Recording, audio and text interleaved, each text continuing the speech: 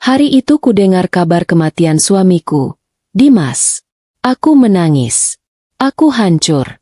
Aku berlari menuju rumah sakit, siap meratapi jasad pria yang kucintai. Namun, di tengah perjalanan itu, sebuah telepon menghentikan duniaku untuk kedua kalinya. Telepon yang mengungkap bahwa duka ini hanyalah awal dari sebuah permainan busuk. Pada akhirnya, sebelum ceritanya dimulai, silakan tulis di kolom komentar dari daerah mana saja teman-teman yang menonton cerita ini.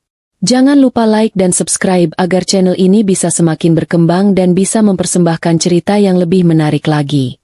Proyektor di ruang rapat berdengung pelan. Suaranya nyaris tak terdengar di antara paparan serius yang sedang kubawakan. Aku, Indira, berada di elemenku. Angka-angka di layar adalah musik bagiku. Dan presentasi ini adalah sebuah simfoni kesuksesan yang sudah kurancang selama berbulan-bulan. Klien di seberang meja mengangguk-angguk puas. Aku tersenyum tipis. Ini adalah duniaku. Dunia yang kubangun sendiri, bata demi bata, dengan keringat dan jam kerja yang tak terhitung. Di tengah puncak penjelasanku tentang profitabilitas kuartal keempat, ponselku di atas meja bergetar. Bukan getaran notifikasi biasa, ini getaran panggilan. Aku meliriknya sekilas. Nomor tak dikenal. Biasanya, akan kumatikan.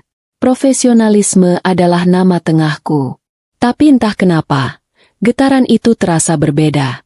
Ada firasat buruk yang merayap tiba-tiba di tengkukku, membuat bulu romaku berdiri.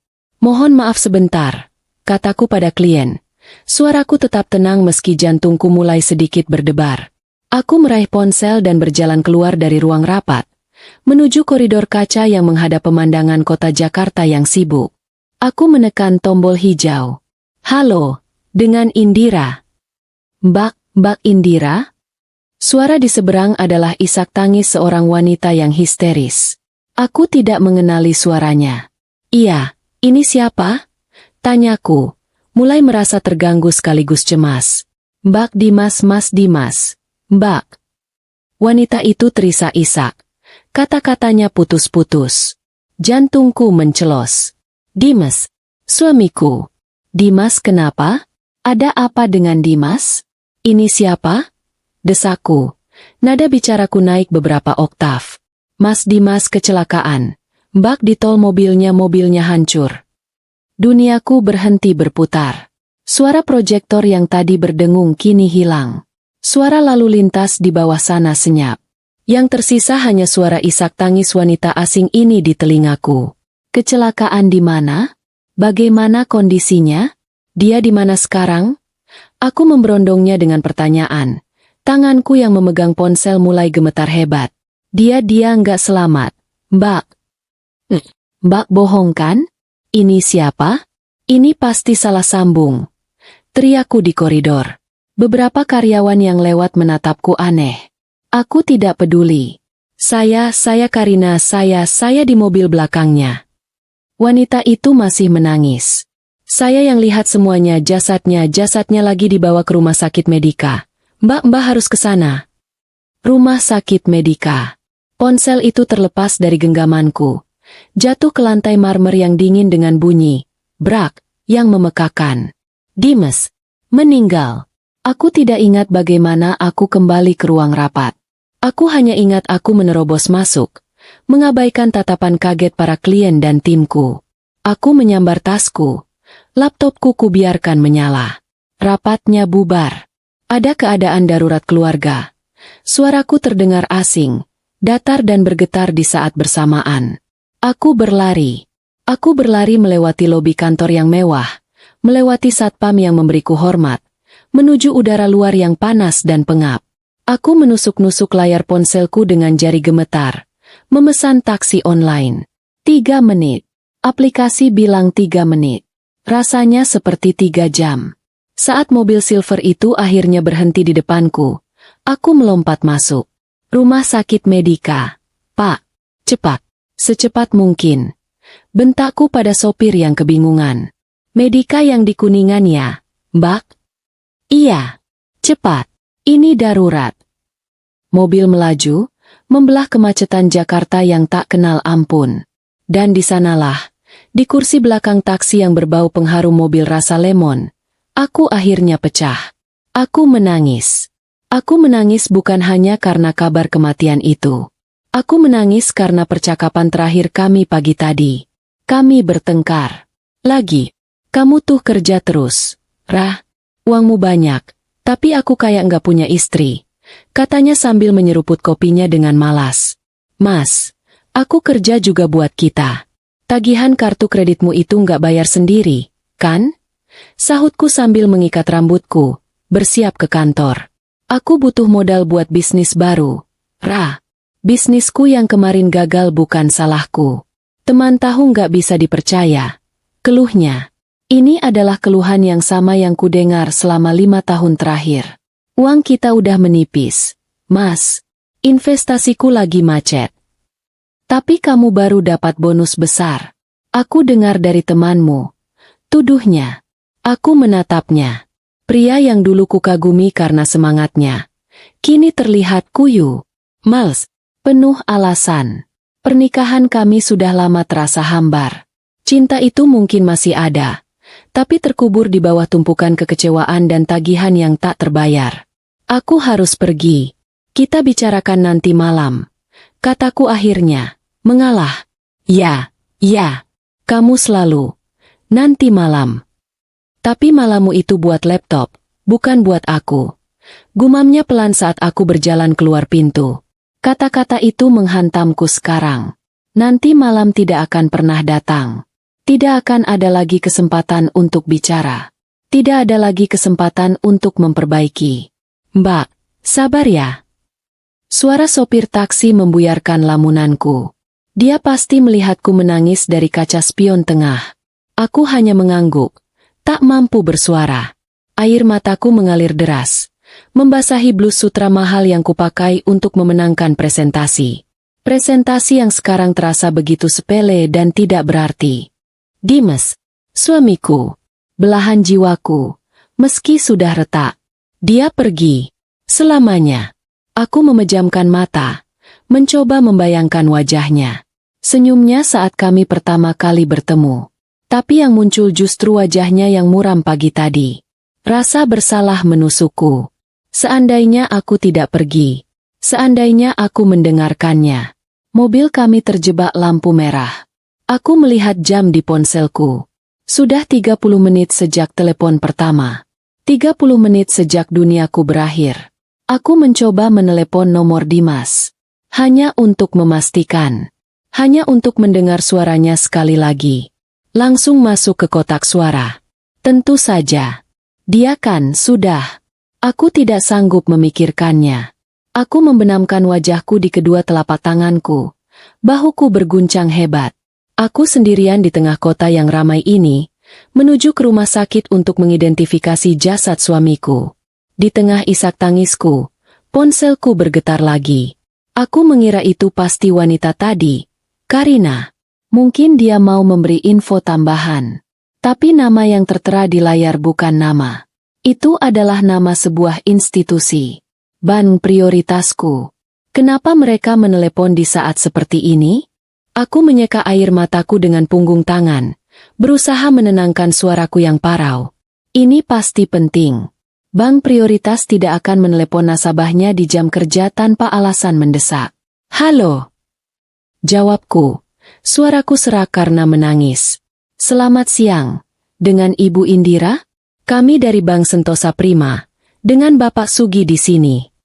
Suara di seberang terdengar sangat profesional.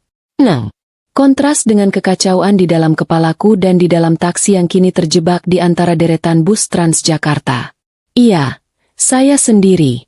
Ada apa ya, Pak? Maaf saya sedang. Mohon maaf mengganggu waktunya. Ibu Indira, kami hanya ingin melakukan konfirmasi singkat. Potong Pak Sugi, tetap dengan nada sopan namun tegas.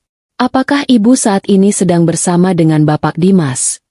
Pertanyaan itu menusukku. Suami saya. Suaraku pecah lagi. Suami saya baru saja meninggal. Pak, saya sedang dalam perjalanan ke rumah sakit. Hening. Aku mendengar suara ketikan keyboard di seberang sana. Lalu helaan napas pelan. Meninggal? Pak Sugi mengulang kata itu. Nadanya kini sedikit ragu. Ibu yakin? Maaf sekali, Bu. Ini informasi yang sangat sensitif. Tapi, apa maksud Anda? Tapi, suami saya kecelakaan. Dia meninggal.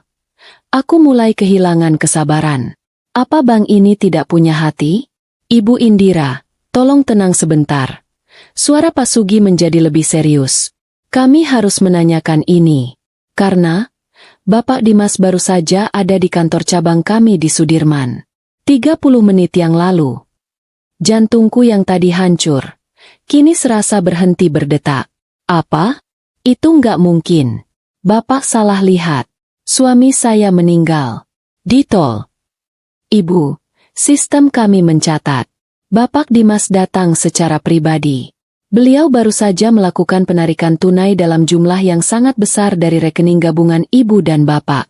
Lalu, Pak Sugi berhenti sejenak, seolah ragu melanjutkan. Lalu apa? Bentakku. Sopir taksi menoleh ke belakang, menatapku cemas.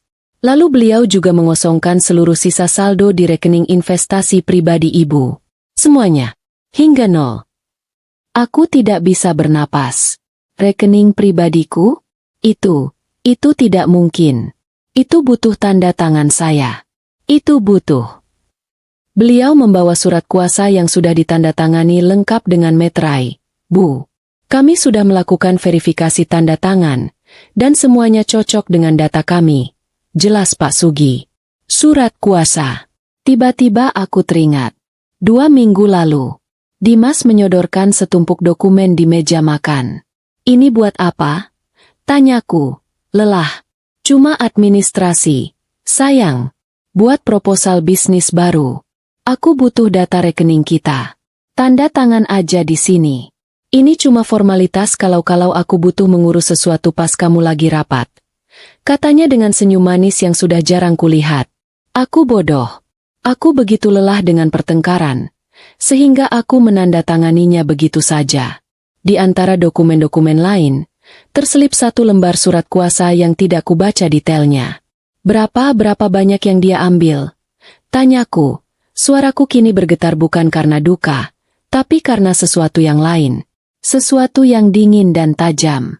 Totalnya dari kedua rekening sekitar 7,5 miliar rupiah, Bu. Tunai dan transfer. 7,5 miliar. Semua tabunganku. Hasil kerjaku selama 15 tahun. Dana daruratku. Dana pensiunku.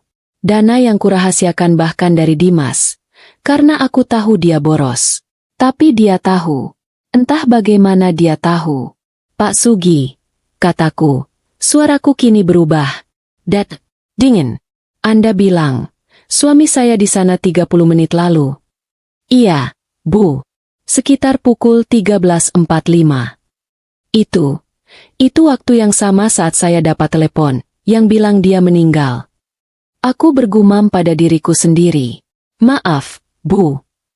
Dia tidak sendiri, kan? Tanyaku, sebuah firasat yang lebih buruk dari kematian merayapiku. Lagi-lagi hening. Pak Sugi sepertinya sedang memeriksa sesuatu. Kami tidak bisa mendiskusikan detail pihak ketiga, Bu. Tapi Bapak Dimas memang teridentifikasi bersama seseorang. Wanita. Iya, Bu. Wanita itu. Karina. Wanita yang menangis histeris di telepon. Wanita yang mengarang cerita kecelakaan. Pak Sugi, kataku, kini dengan tekad baja. Kirimkan saya buktinya. Sekarang juga. Ibu, kami tidak bisa. Anda baru saja membiarkan suami saya menguras rekening saya menggunakan surat kuasa yang mungkin dipalsukan atau didapat dengan penipuan. Anda punya kewajiban untuk melindungiku sebagai nasabah prioritas. Kirimkan saya rekaman CCTV dari teller. Sekarang. Atau pengacara saya yang akan menelepon Anda 5 menit lagi. Aku tidak punya pengacara. Tapi Pak Sugi tidak perlu tahu itu. Terdengar helaan napas berat di seberang. Baik. Bu, demi keamanan akun Ibu, saya akan kirimkan satu screenshot CCTV dari teller ke nomor WhatsApp Ibu. Hanya untuk verifikasi Ibu. Mohon segera dihapus setelahnya. Terima kasih. Aku menutup telepon. Tanganku tidak gemetar lagi. Air mataku sudah kering. Ding! Sebuah pesan WhatsApp masuk dari nomor yang tidak dikenal. Nomor resmi bank. Aku membukanya. Itu adalah sebuah gambar. Foto dari kamera pengawas di atas meja teller bank. Resolusinya tidak terlalu bagus. Warnanya agak pudar. Tapi itu cukup jelas. Di sana, berdiri di depan teller, adalah Dimas, suamiku yang meninggal. Dia sangat hidup. Dia memakai kemeja polo biru yang kubelikan bulan lalu. Dia tidak terlihat seperti orang yang baru kecelakaan. Dia terlihat bahagia. Dia sedang tersenyum lebar ke arah kamera. Senyum yang sudah lama tidak kulihat. Senyum yang tulus. Dan tangannya merangkul pinggang seorang wanita. Wanita itu bersandar mesra di bahunya. Wanita muda, cantik, dengan rambut panjang tergerai. Aku memperbesar gambar itu. Wajah wanita itu. Aku tidak mengenalnya. Tapi aku mengenali suaranya. Aku yakin itu suara Karina. Dan di samping kaki mereka, yang paling membuatku mual, adalah dua koper besar. Koper check-in. Mereka tidak hanya mengambil uangku. Mereka sedang dalam perjalanan untuk kabur. Mereka tidak hanya menipuku. Mereka merencanakan ini. Mereka menipuku untuk percaya bahwa dia mati, agar aku sibuk berduka sementara mereka melarikan diri dengan semua milikku. Mbak? Suara sopir taksi membuyarkanku. Ini kita sudah dekat rumah sakit Medika. Mau turun di lobi utama? Aku menatap layar ponselku. Foto Dimas yang tersenyum. Lalu aku menatap keluar jendela. Plang besar bertuliskan, unit gawat darurat, terlihat di depan. Duka itu hilang. Lenyap tak bersisa. Yang tertinggal adalah amarah. Amarah yang dingin, membara, dan sangat fokus. Putar balik, Pak. Kataku pelan. Hah? Putar balik kemana, Mbak? Aku menatap mata sopir itu dari kaca spion. Kita ke rumah sakit Medika. Tapi jangan berhenti. Saya mau lihat sesuatu dulu. Pelan-pelan saja di depan lobi UGD. Aku harus memastikan. Aku harus melihat dengan mata kepalaku sendiri bahwa tidak ada jasad suamiku di sana. Bahwa aku telah ditipu. Bahwa permainan mereka baru saja dimulai. Dan aku akan mengakhirinya. Sopir taksi itu menatapku dari kaca spion tengah dengan bingung. Putar balik. Mbak? Tapi ini sudah sampai. Saya tahu. Kataku. Suaraku datar. Putar balik. Tapi saya mau lewat depan lobi unit gawat darurat. Pelan-pelan saja. Baik, Mbak. Dia pasti mengira aku gila. Mungkin aku memang gila. Aku baru saja mendengar suamiku meninggal. Lalu mendengar dia merampokku. Dan sekarang aku akan melakukan drive-by di rumah sakit tempat jasadnya seharusnya berada. Mobil berputar perlahan. Aku menempelkan wajahku ke kaca jendela. Mataku memindai kerumunan di depan lobi UGD. Ini pemandangan yang ku kenal. Sibuk. Beberapa perawat mendorong brankar. Sebuah ambulans baru saja tiba. Sirenenya dimatikan. Ada keluarga yang menangis di trotoar. Seorang pria tua memegangi kepalanya. Ada satpam yang sibuk mengatur mobil yang berhenti. Ini adalah pemandangan duka dan kepanikan yang nyata. Tapi tidak ada yang ku kenali. Tidak ada keributan yang kuharapkan. Tidak ada polisi. Tidak ada tanda-tanda kecelakaan maut di tol. Dan yang paling penting, tidak ada wanita bernama Karina yang menangis histeris. Aku melihat semuanya. Dan aku tidak merasakan apa-apa. Cukup, Pak. Jalan lagi. Kataku. Kita jadi kemana, Mbak? Antar saya pulang. Aku memberikan alamat rumahku. Alamat rumah yang sertifikatnya mungkin sudah ada di dalam koper Dimas. Perjalanan pulang terasa lebih lama dari perjalanan pergi. Kemacetan Jakarta di sore hari mulai menggila. Tapi kali ini, aku tidak panik. Aku tidak menangis. Aku sedang berpikir. Aku memutar ulang rekaman CCTV itu di kepalaku. Senyum Dimas. Rangkulannya di pinggang Karina. Koper-koper itu. Lalu aku memutar ulang percakapan dengan Pak Sugi dari bank. 7,5 miliar. Surat kuasa palsu yang kutandatangani seperti orang bodoh. Rekening pribadiku. Rekening yang kuisi tetes demi tetes dari bonus dan investasiku, yang sengaja kupisahkan dari rekening gabungan. Dia tahu semua rahasiaku. Pria yang tidur di sebelahku selama 8 tahun. Pria yang selalu mengeluh tidak punya uang. Pria yang selalu kubela di depan keluargaku yang menganggapnya benalu. Ternyata dia bukan benalu. Dia parasit. Dia predator. Dan aku adalah mangsanya. Amarah itu mulai membara. Bukan amarah yang meledak-ledak, tapi amarah yang dingin. Amarah yang membekukan darahku. Amarah yang membuat otakku bekerja 100 kali lebih cepat. Dia pikir dia bisa menghancurkanku? Dia pikir aku akan meratapinya? Dia salah besar. Dia mungkin mengambil uangku. Tapi dia lupa satu hal. Dia lupa siapa yang menghasilkan uang itu. Dia lupa. Aku adalah Indira. Aku membangun karierku dari nol. Aku bisa menghancurkannya sampai ke nol. Kita sudah sampai, Mbak. Suara sopir taksi membuyarkan lamunanku. Aku memandangi rumahku. Rumah bergaya minimalis modern di kawasan elit. Rumah yang kucicil dengan gajiku. Rumah yang Dimas, desain ulang, interiornya, menghabiskan ratusan juta. Dari luar, semuanya tampak normal. Pagar putih itu tertutup rapat. Taman kecil di depannya terawat rapi. Mobil Mercedesku terparkir di garasi. Mobilku ada di garasi. Tadi pagi aku berangkat rapat naik taksi online karena Dimas bilang dia perlu memakai mobilku untuk bertemu klien penting. Dia tidak membawanya. Tentu saja. Untuk apa membawa mobil jika dia berencana kabur naik pesawat? Aku membayar sopir taksi, melempar uang beberapa lembar lebih banyak dari yang seharusnya. Aku tidak peduli. Aku turun. Tanganku sedikit gemetar saat memasukkan kunci ke gembok pagar. Klik. Pagar terbuka. Aku berjalan menyusuri jalan setapak kecil menuju pintu utama. Firasatku semakin buruk. Aku menekan gagang pintu. Tidak terkunci. Jantungku berdebar kencang. Aku selalu mengunci pintu. Bahkan jika aku hanya pergi ke warung depan. Dimas, sebaliknya, ceroboh. Tapi hari ini bukan kecerobohan. Aku mendorong pintu itu perlahan. Mas, Dimas. Suaraku menggema di rumah yang kosong. Hal pertama yang kulihat adalah ruang tamu. Bantal-bantal sofa berserakan. Tapi bukan itu yang menarik perhatianku. Televisi layar datar 80 inci yang menempel di dinding hilang. Hanya menyisakan braket dan kabel-kabel yang menjuntai seperti usus terburai. Sistem suara mahal yang selalu dibanggakan Dimas hilang. Lukisan abstrak besar karya seniman ternama yang kubeli di sebuah lelang hilang. Tapi ini bukan perampokan biasa. Perampok akan mengambil barang-barang kecil yang mudah dibawa. Perampok akan mengacak-acak segalanya.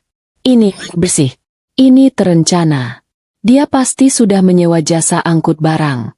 Dia sudah merencanakan ini berhari-hari. Mungkin berminggu-minggu. Aku tidak membuang waktu. Aku berlari menaiki tangga menuju kamar tidur utama kami. Jika ruang tamu adalah pembukaan yang mengejutkan, kamar tidur kami adalah bencana utama. Pintu lemari pakaian terbuka lebar. Sisi milikku, utuh. Baju kerjaku, gaun-gaunku, semua tergantung rapi. Sisi milik Dimas kosong. Semua kemejanya, setelan jasnya, koleksi sepatunya. Ledes. Tak bersisa satu pun. Laci tempat dia menyimpan koleksi jam tangannya terbuka dan kosong. Padahal, akulah yang membelikan sebagian besar jam tangan itu. Aku merasakan mual yang hebat. Lalu mataku tertuju pada dinding di seberang tempat tidur. Di sana dulu tergantung sebuah lukisan pemandangan yang menenangkan. Aku tidak pernah menyukainya. Itu pilihan Dimas. Sekarang lukisan itu tergeletak di lantai. Bingkainya pecah. Dan di dinding tempat lukisan itu seharusnya berada, sebuah lubang menganga. Brankas. Brankas tersembunyi yang kami sepakati untuk menyimpan barang-barang terpenting. Pintunya terbuka. Aku tidak perlu mendekat. Aku sudah tahu apa yang akan kulihat. Tapi kakiku tetap melangkah, seolah ditarik oleh magnet. Aku berlutut di depan brankas yang kini kosong. Semua hilang. Perhiasan warisan dari almarhumah ibuku. Kalung berlian. Set anting zamrud. Satu-satunya peninggalan fisik dari wanita yang melahirkanku. Sertifikat rumah ini. Sertifikat apartemen di pusat kota yang kubeli sebagai investasi sebelum aku menikah. BPKB mobil Mercedesku yang ada di garasi.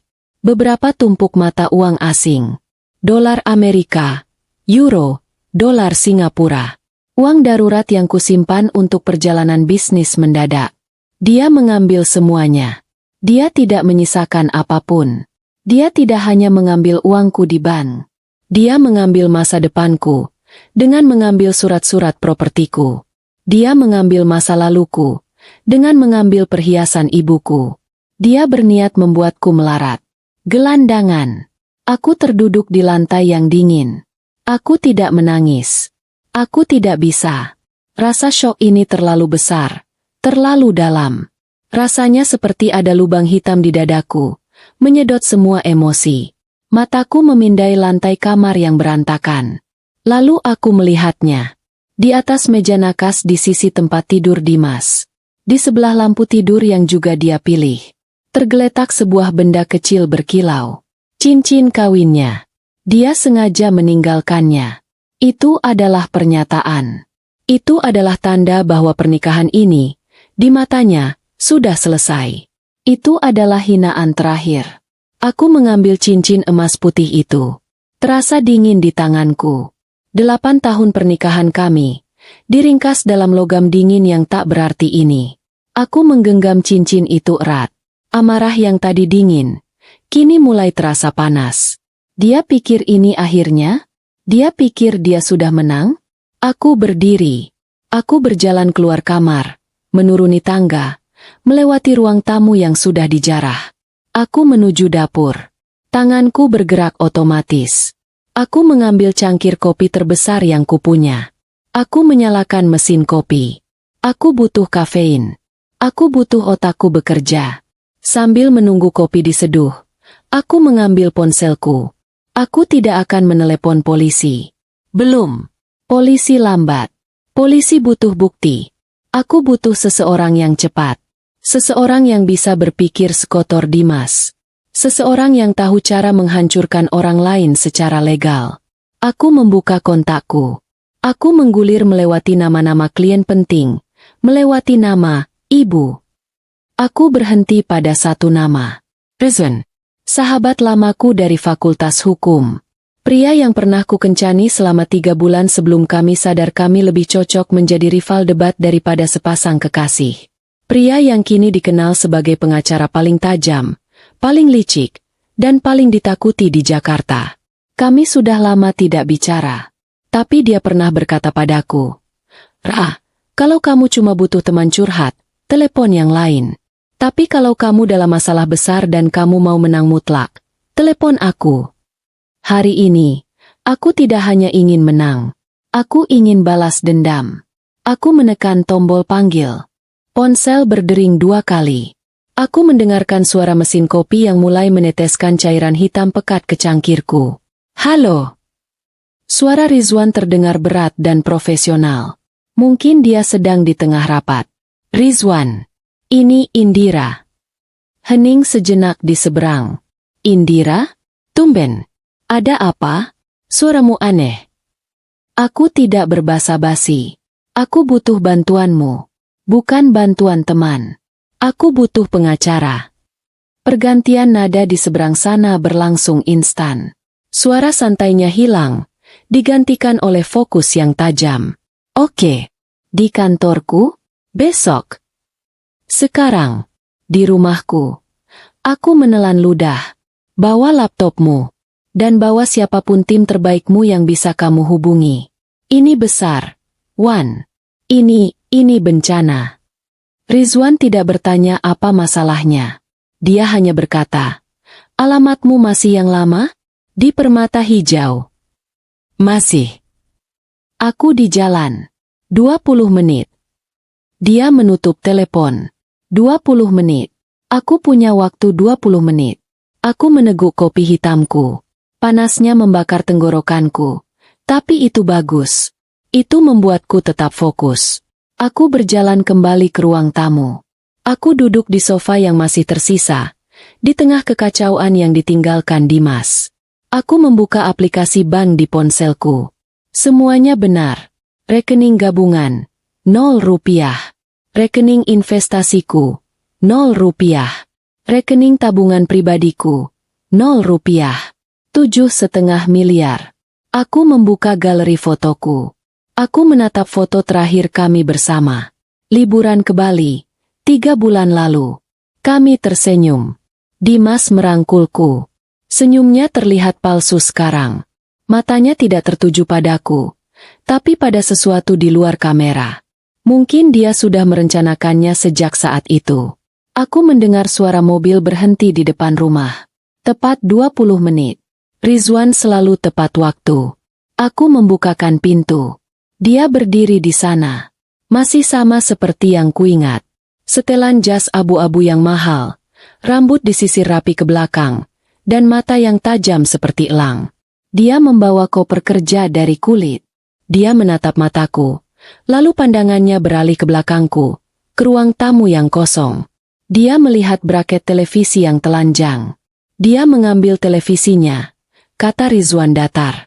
Dia mengambil semuanya. Jawabku. Aku mempersilakannya masuk. Dia meletakkan kopernya di atas meja kopi. Dia tidak duduk. Dia berkeliling ruangan. Dia melihat ke tangga. Di atas lebih buruk. Tanyanya. Brankas kosong. Sertifikat rumah. BPKB mobil. Perhiasan ibuku. Semuanya. Rizwan mengangguk pelan. Oke.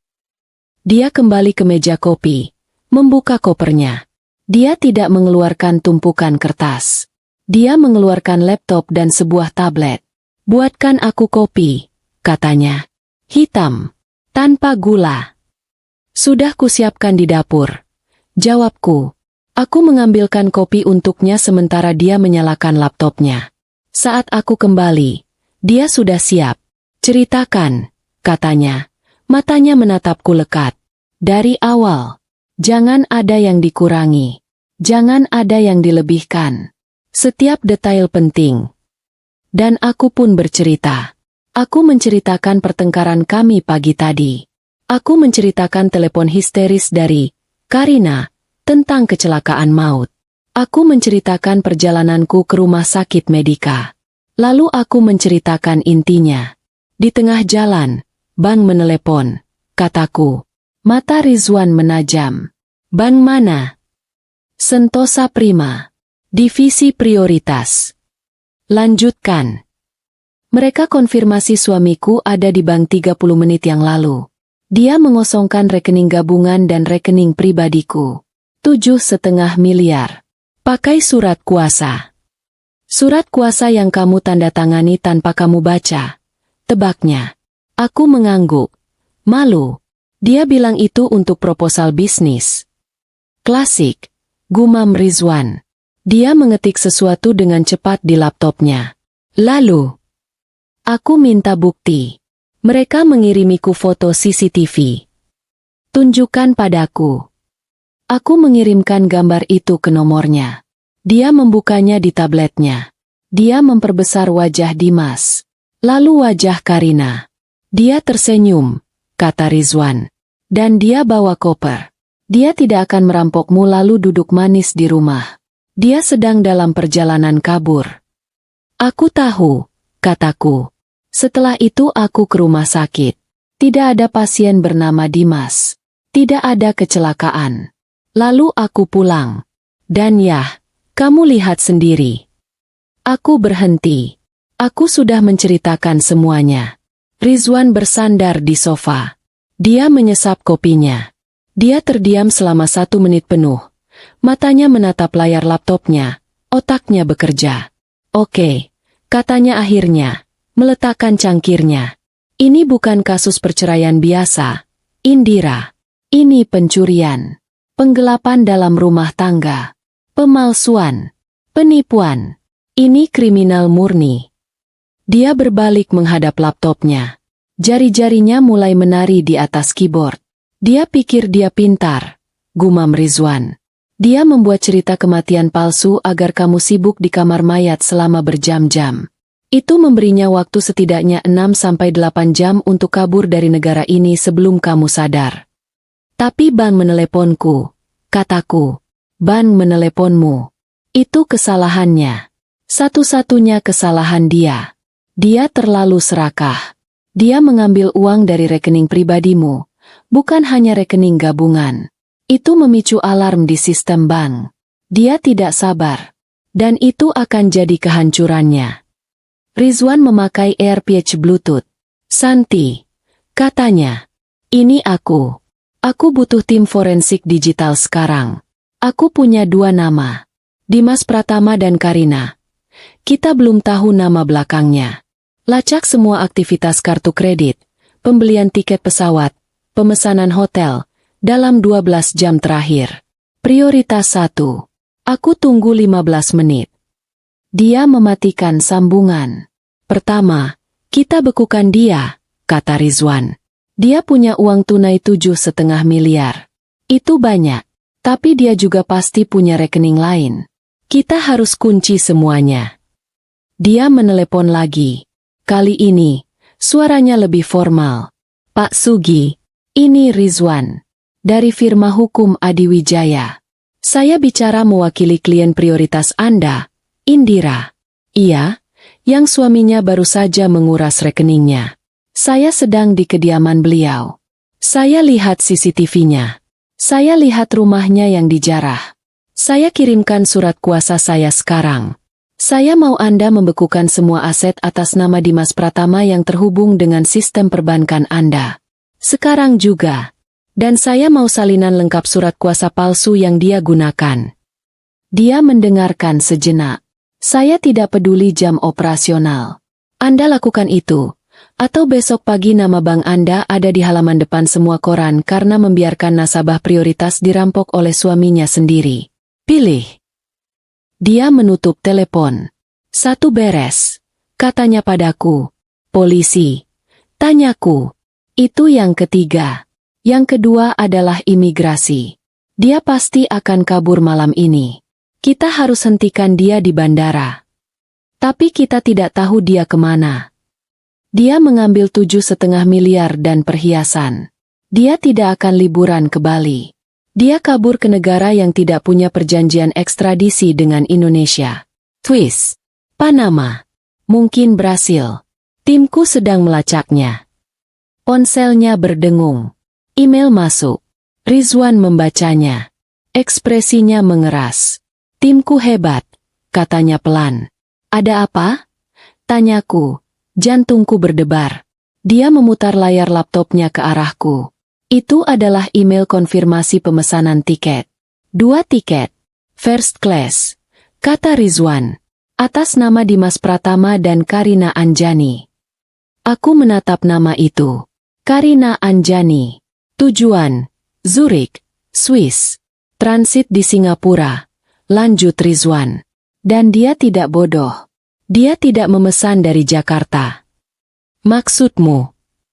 Dia memesan penerbangan dari Bandara Soekarno-Hatta. Tapi dia memesannya 3 hari lalu. Menggunakan kartu kredit baru yang dibuat atas nama perusahaan cangkang yang baru dia daftarkan bulan lalu. Dia sudah menyiapkan ini. Lama sekali.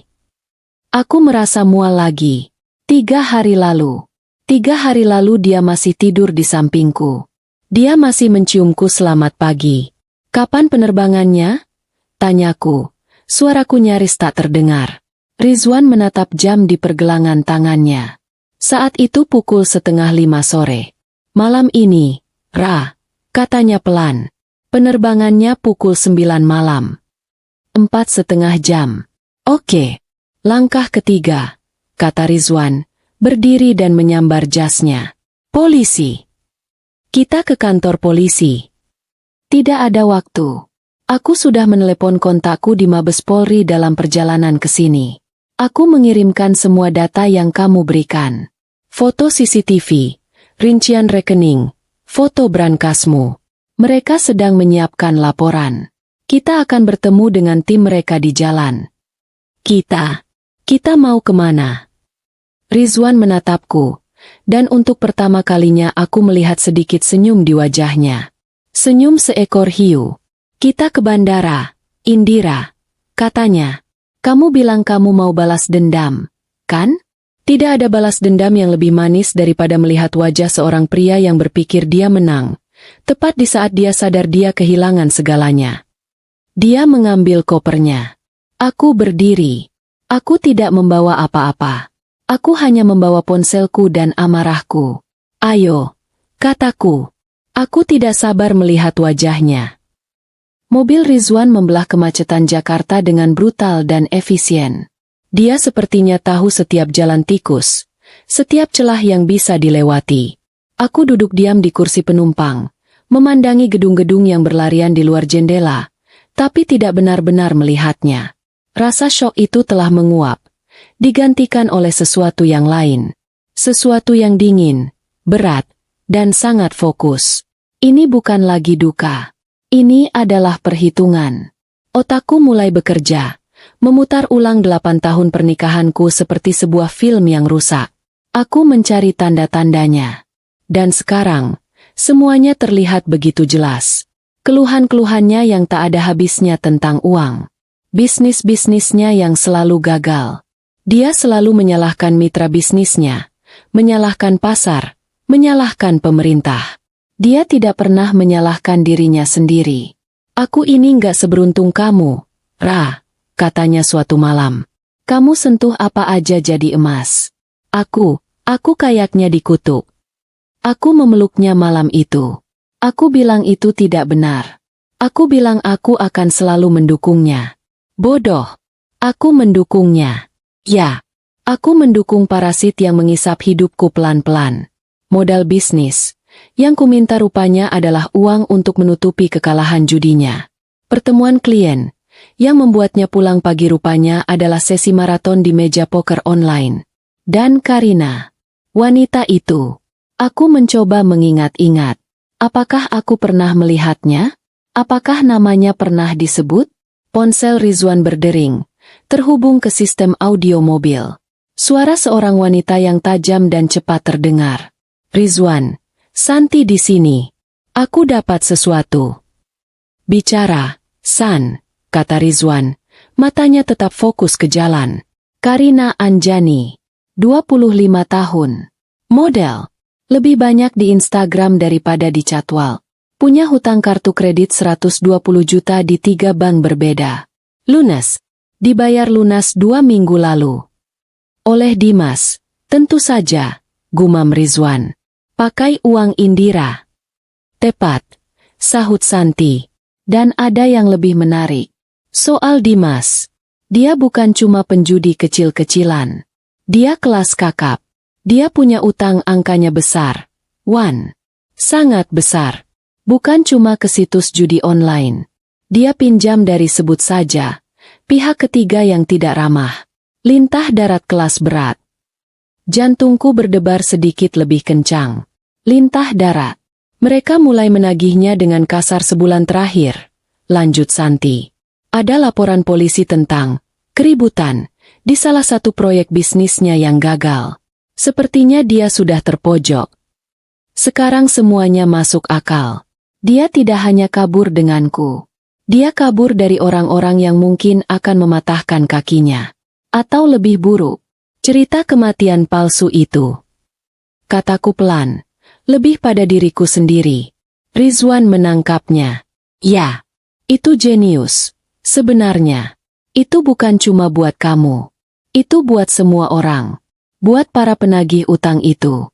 Kalau Dimas Pratama mati dalam kecelakaan hebat, utangnya lunas. Tidak ada lagi yang bisa ditagih. Dia bisa menghilang. Dia bebas. Dia berencana membuat semua orang berhenti mencarinya. Dia membunuh dirinya sendiri di atas kertas, agar bisa hidup mewah di Swiss dengan uangku. Dia mengambil 7,5 miliar. Lanjut Rizwan, otaknya menyusun kepingan teka-teki itu. Dia mungkin berencana memakai sebagian untuk membayar utang itu, Tapi di menit terakhir dia memutuskan untuk serakah. Dia memutuskan untuk kabur dari semua orang. Dia dan Karina. Meninggalkan semua masalahnya di Jakarta. Dan meninggalkanku untuk membereskan kekacauan itu. Bisa saja para lintah darat itu datang mencariku. Menagih utang suamiku padaku. Kemarahan itu kini bercampur dengan rasa takut. Dia tidak hanya menghancurkan keuanganku. Dia membahayakan nyawaku. Mereka tidak akan bisa menghubungimu, Ra, kata Rizwan, seolah membaca pikiranku. Setelah kita menangkapnya, aku akan pastikan semua utang pribadi Dimas tidak akan pernah menyentuhmu. Kita akan gunakan itu di pengadilan. Dia sengaja membahayakanmu. Mobil kami melambat dan masuk ke sebuah area peristirahatan di jalan tol. Beberapa kilometer sebelum gerbang tol bandara. Ini bukan bagian dari rencana. Kenapa kita berhenti? Tanyaku. Langkah ketiga, kata Rizwan, memarkir mobilnya di sudut yang agak gelap. Di sebelah sebuah mobil sedan hitam tanpa tanda. Dua pria berjaket kulit keluar dari mobil itu. Mereka tidak terlihat seperti polisi berseragam. Mereka terlihat efisien. Rizwan menurunkan kaca jendelanya. Salah satu pria itu mengetuk kaca. Pak Rizwan? Saya Ibtu Hendra. Ini rekan saya, Bribka Joko. Terima kasih sudah datang secepat ini, kata Rizwan, menyerahkan sebuah map tebal berwarna coklat. Di dalam situ semua buktinya. Salinan CCTV bank, bukti transfer, foto brankas, foto rumah yang dijarah, dan salinan tiket pesawat mereka. Ibtu Hendra mengambil map itu dan membukanya sekilas di bawah cahaya lampu area peristirahatan. Ini gila, gumam Bribka Joko, melihat foto brankas yang dibobol. Dia akan terbang pukul 9 malam ini. Tujuan Zurich. Kita punya 3,5 jam, kata Rizwan. Kami sudah berkoordinasi dengan Polres Bandara, kata Ibtu Hendra, suaranya tegas. Surat perintah penangkapan sementara sedang dalam proses atas nama Dimas Pratama dan Karina Anjani, atas dugaan penipuan dan penggelapan. Bagus, kata Rizwan. Tapi aku mau ini berjalan mulus. Aku tidak mau ada keributan di lobi check-in. Kami juga tidak mau, sahut Hendra. Mereka terbang first class. Kemungkinan besar mereka sudah check-in online dan akan langsung ke lounge. Rencana kita? Tanya Rizwan. Kami akan masuk bersama Anda. Tapi kami akan tetap di belakang. Kami butuh Ibu Indira. Ibtu Hendra menatapku di kursi penumpang. Tatapannya profesional. Tapi ada sedikit simpati di sana. Untuk melakukan identifikasi visual. Kami tidak mau salah tangkap. Saya bisa, kataku. Suaraku lebih mantap dari yang kuduga. Setelah Ibu yakin itu mereka. Ibu beri kami tanda. Atau Pak Rizwan yang beri tanda. Lanjut Hendra. Kami akan langsung bergerak. Kami akan bawa mereka ke pos polisi bandara untuk interogasi awal. Senyap mungkin. Sempurna, kata Rizwan. Kita bertemu di dalam. Jangan ikuti mobil saya terlalu dekat. Kedua polisi itu mengangguk. Mereka kembali ke mobil mereka. Rizwan kembali menginjak gas. Kami keluar dari area peristirahatan, kembali ke jalan tol yang ramai. Gerbang tol Bandara Soekarno-Hatta sudah terlihat di depan. Jantungku mulai berdebar. Bukan karena takut. Bukan karena sedih. Ini adalah antisipasi. Ini adalah detak jantung seorang pemburu yang semakin dekat dengan mangsanya. Ra, kata Rizwan pelan, saat kami mengambil tiket tol. Di dalam sana, kamu akan melihatnya. Kamu akan melihatnya dengan wanita itu. Mereka mungkin akan tertawa. Mereka mungkin akan bahagia. Itu akan menyakitkan. Aku menoleh padanya. Itu tidak akan menyakitkan, Wan, kataku. Itu hanya akan menambah bahan bakar. Rizwan menatapku sejenak. Lalu sedikit senyum muncul di wajahnya. Senyum yang jarang kulihat. Senyum penuh penghargaan. Dia salah memilih wanita untuk ditipu, katanya. Ya, jawabku. Dia salah besar. Kami melaju menuju Terminal 3. Terminal Keberangkatan Internasional. Tempat di mana Dimas Pratama berpikir hidup barunya akan dimulai. Dia tidak tahu, itu adalah tempat di mana hidupnya, seperti yang dia kenal, akan berakhir. Terminal 3 Soekarno-Hatta di malam hari selalu sibuk. Hiruk-pikuk manusia dari berbagai negara. Ada yang baru tiba, wajahnya lelah. Ada yang akan pergi, wajahnya penuh harap. Koper-koper bergesekan dengan lantai marmer yang mengkilap. Pengumuman penerbangan menggema dalam berbagai bahasa. Bagi ribuan orang di sini, ini adalah malam yang biasa. Malam perpindahan. Bagiku, ini adalah medan pertempuran. Rizwan memarkir mobilnya di parkir VIP. Kami berjalan cepat, berbaur dengan kerumunan. Aku hanya membawa tas tanganku. Di dalamnya hanya ada ponsel dan dompet. Aku tidak butuh apa-apa lagi. Mereka terbang first class. Mereka tidak akan ada di keramaian ini, kata Rizwan. Mereka pasti sudah di dalam lounge. Kami melewati pemeriksaan keamanan. Rizwan menunjukkan kartu pengacaranya dan berbicara pelan dengan petugas keamanan bandara yang sepertinya sudah menunggu kami. Kami dipersilakan melewati jalur khusus, tanpa antrean. Ibtu Hendra dan Bribka Joko berada sekitar 10 meter di belakang kami. Pura-pura tidak saling kenal, berbaur seperti penumpang biasa. Kami melewati imigrasi. Lagi-lagi, jalur cepat. Semuanya terasa kabur. Langkah kakiku cepat dan mantap. Aku tidak goyah. Area keberangkatan internasional kini terbentang di depan kami. Toko-toko mewah. Restoran-restoran mahal. Dan di sanalah, petunjuk arah menuju first class lounge. Jantungku berdebar semakin kencang, memompa adrenalin ke seluruh tubuhku. Ingat, Ra, Rizwan berbisik sambil kami berjalan. Tetap dingin. Kamu hanya penonton. Biarkan mereka yang berakting. Aku mengangguk. Kami tiba di depan lounge yang megah. Pintu kaca otomatis terbuka. Resepsionis yang ramah tersenyum. Selamat malam, Bapak, Ibu. Boleh saya lihat boarding pass Anda? Rizwan melangkah maju, menghalangi pandanganku sejenak. Dia menunjukkan kartunya lagi dan berbicara sangat pelan kepada resepsionis itu. Senyum sang resepsionis membeku. Dia menatap Rizwan, lalu menatapku, lalu menatap ke belakang kami di mana kedua polisi itu kini berdiri santai di dekat toko parfum. Resepsionis itu menelan ludah. Mohon tunggu sebentar, Pak. Tidak ada waktu, kata Rizwan tegas. Kami hanya perlu memverifikasi. Apakah Dimas Pratama dan Karina Anjani ada di dalam? Resepsionis itu buru-buru melihat komputernya. Tangannya gemetar. Iya, Pak. Mereka check-in sekitar 30 menit yang lalu. Di mana mereka duduk? Di area champagne bar. Di sudut. Dekat jendela. Rizwan menoleh padaku. Ini saatnya. Dia melangkah masuk. Aku mengikutinya. Lounge itu hening dan mewah. Karpetnya tebal, meredam suara langkah kami. Alunan musik jazz pelan terdengar. Beberapa penumpang bisnis sedang bekerja dengan laptop mereka.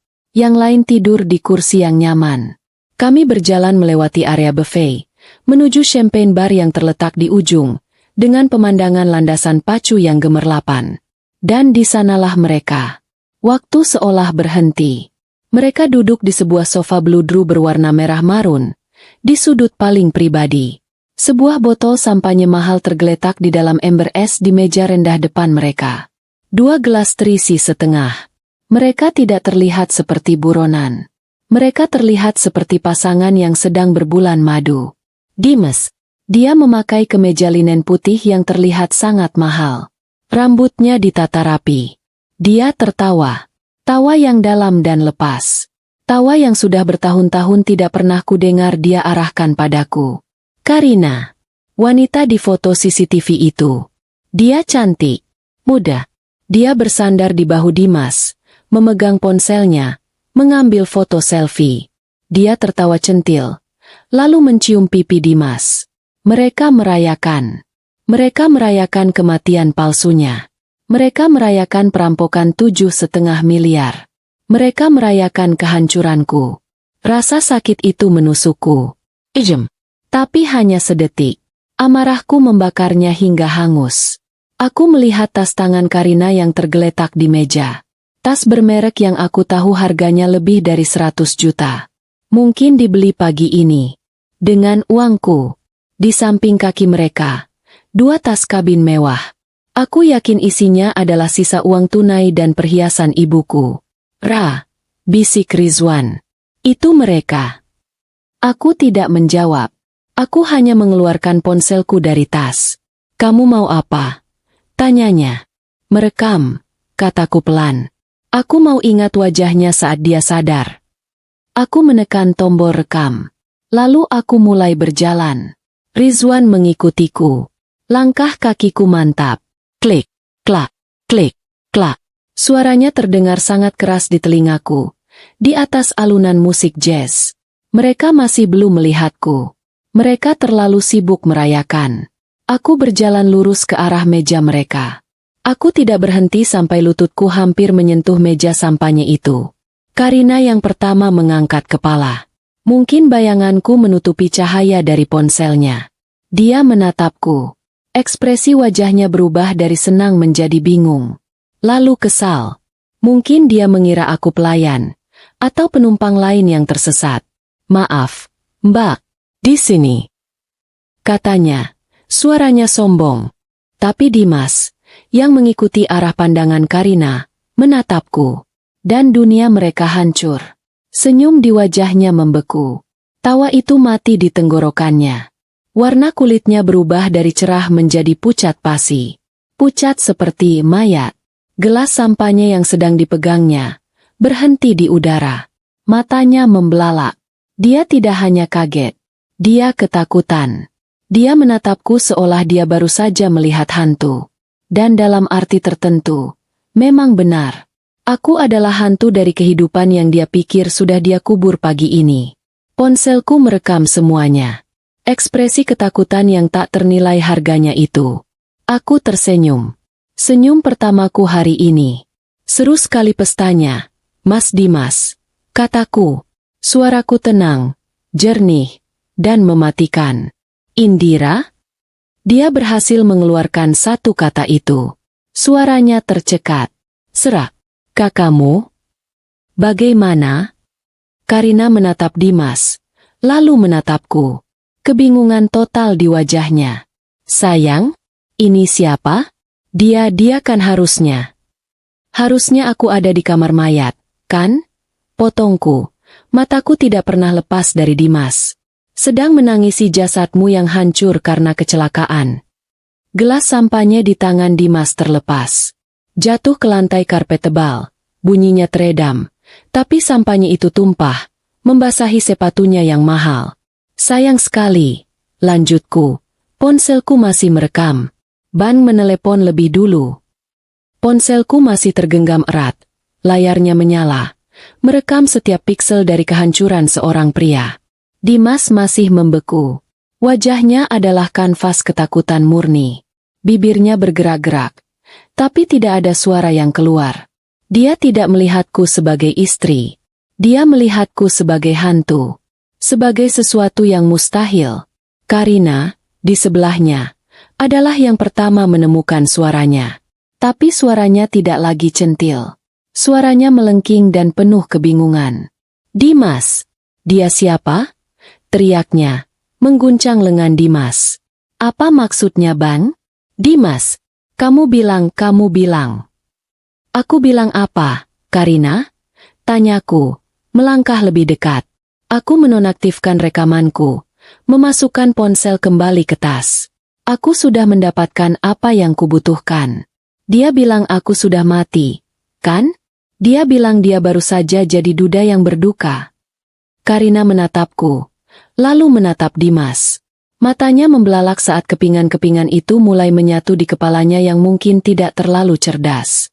Kamu bohong sama aku. Bisiknya pada Dimas. Kamu bilang. Diam. Dimas akhirnya berteriak. Itu bukan teriakan kemarahan. Itu teriakan seekor tikus yang terpojok. Dia melompat berdiri. Sampahnya di celananya menetes ke karpet. Indira, ini semua nggak seperti yang kamu pikirkan. Aku hampir tertawa. Bahkan di saat seperti ini, dia masih mencoba. Oh ya? Kataku. Suaraku masih tenang. Coba jelaskan padaku. Mas, bagian mana yang aku salah? Bagian di mana kamu pura-pura mati? Bagian di mana kamu menguras rekeningku sampai nol? Atau bagian di mana kamu berencana kabur ke Swiss dengan dia? Pakai uang hasil kerjaku. Setiap kata adalah tamparan. Dimas mundur selangkah. Di sekeliling kami, lounge yang tadi hening kini berdengung. Orang-orang berhenti minum. Mereka berhenti membaca koran. Mereka berhenti mengetik di laptop. Semua mata tertuju pada kami. Pada drama yang terjadi di sofa beludru merah. Ini lebih menarik dari film apapun yang mereka putar di pesawat. Ibu, bapak mohon. Seorang manajer lounge yang gugup mendekati kami, mencoba menenangkan situasi. Rizwan maju selangkah, menghalangi pria itu. Dia tidak menatap pria itu. Matanya tertuju pada Dimas. Tetap di belakang, kata Rizwan pelan. Indira, dengerin aku dulu. Dimas memohon. Dia mengulurkan tangannya. Aku bisa jelasin. Aku terpaksa. Aku punya utang. Mereka ngancem aku. Jadi kamu pikir, dengan mengorbankanku, kamu akan selamat? Tanyaku. Kamu pikir dengan mengambil perhiasan ibuku, utangmu lunas? Wajah Dimas semakin pucat. Kamu tahu soal. Aku tahu semuanya, Mas. Potongku. Dan saat itulah dia melihat mereka. Di belakangku, di pintu masuk lounge, Ibtu Hendra dan Bribka Joko sudah melepaskan samaran mereka. Mereka tidak lagi terlihat seperti penumpang. Mereka terlihat seperti polisi. Mereka berjalan cepat, terarah, langsung ke arah kami. Mata Dimas melesat. Dari aku, ke Rizwan, kedua polisi itu. Dia terperangkap. Dan di saat itu, instingnya mengambil alih. Insting pengecut. Dia tidak akan bertarung. Dia akan lari. Dimas, jangan. Teriakku, tapi sudah terlambat. Dengan satu gerakan tiba-tiba, dia mendorong meja kopi di depannya. Botol sampanye, ember es, dan 2 gelas terlempar. Kaca pecah. Sampanye membasahi lantai. Karina menjerit. Dimas berbalik dan berlari. Dia berlari ke arah berlawanan, menuju jendela-jendela besar yang menghadap landasan pacu, mencari pintu keluar darurat, mencari celah. Dia tidak akan kabur. Ibtu Hendra berteriak. Berhenti! Polisi! Bribka Joko lebih cepat. Dia tidak berlari mengejar. Dia berlari memotong. Dia melompati sofa beludru dengan gerakan yang mengejutkan lincah. Dimas baru berlari sekitar 10 langkah saat Bribka Joko menerjangnya dari samping. Itu bukan adegan film laga yang heroik. Itu cepat, brutal, dan memalukan. Bribka Joko tidak memukulnya. Dia hanya menggunakan momentum tubuhnya. Dimas, yang tidak pernah berolahraga seumur hidupnya, terlempar ke lantai seperti karung beras. Dia jatuh menimpa sebuah troli minuman. Gelas-gelas pecah. Suara dentuman tubuhnya yang jatuh bergema di lounge yang senyap. Argreg. Dia mengerang kesakitan, memegangi bahunya. Bribka Joko sudah ada di atasnya. Lututnya menekan punggung Dimas. Dalam hitungan detik, tangan Dimas sudah diborgol ke belakang punggungnya. Tetap di tempat. Jangan bergerak. Suara Bribka Joko dingin dan profesional. Di sudut sofa, Karina menjerit-jerit histeris. Dia tidak mencoba kabur. Dia hanya duduk di sana, di tengah tumpahan sampanye, menangis dan berteriak. Bukan aku. Aku nggak tahu apa-apa. Dia bilang dia duda. Dia bilang istrinya udah meninggal. Dia bohong sama aku. Ibtu Hendra menghampirinya. Nona, tenang. Anda harus ikut kami ke kantor. Nggak mau. Aku nggak salah apa-apa. Lepasin dia. Dimas, bilang sama mereka. Bilang kalau aku nggak salah. Tapi Dimas tidak bisa menjawab. Dia telungkup di lantai. Wajahnya menempel di karpet yang basah oleh sampanye. Pria yang 3 menit lalu merayakan hidup barunya, kini tertangkap seperti binatang. Ibtu Hendra menghela napas. Bawa dia juga. Seorang petugas keamanan bandara wanita yang dipanggil oleh Ibtu Hendra, kini mendekati Karina. Ayo, Nona, berdiri. Jangan sentuh aku. Aku ini korban.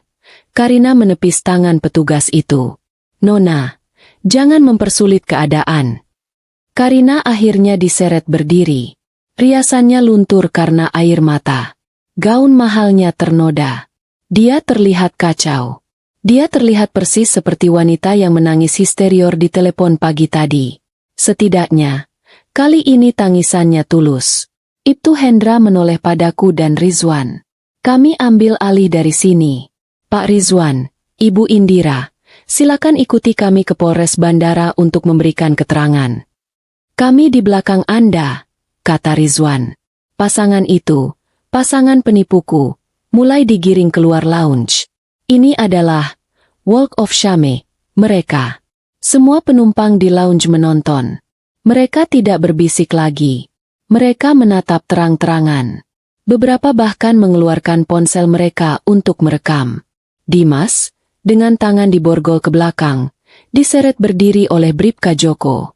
Kemeja linen putihnya kotor. Rambutnya yang tadi rapi, kini acak-acakan. Dia tidak berani menatap siapapun. Matanya tertuju ke lantai. Karina lebih dramatis. Dia masih menangis. Masih berteriak-teriak menyalahkan Dimas. Ini semua gara-gara kamu. Kamu bilang kamu cinta sama aku. Kamu perusak hidupku. Brengsek. Mereka digiring melewati lobi lounge, melewati resepsionis yang pucat, keluar ke area terminal utama. Orang-orang di terminal juga berhenti untuk melihat. Seorang pria tampan diborgol, diseret oleh polisi, diikuti seorang wanita cantik yang menjerit-jerit. Ini tontonan gratis. Aku dan Rizwan berjalan di belakang mereka, menjaga jarak. Kami bukan bagian dari tontonan itu. Kami adalah sutradaranya. Saat mereka digiring menuju eskalator turun ke pos polisi, Dimas berhenti. Dia berbalik. Dia menatapku. Hanya 1 detik.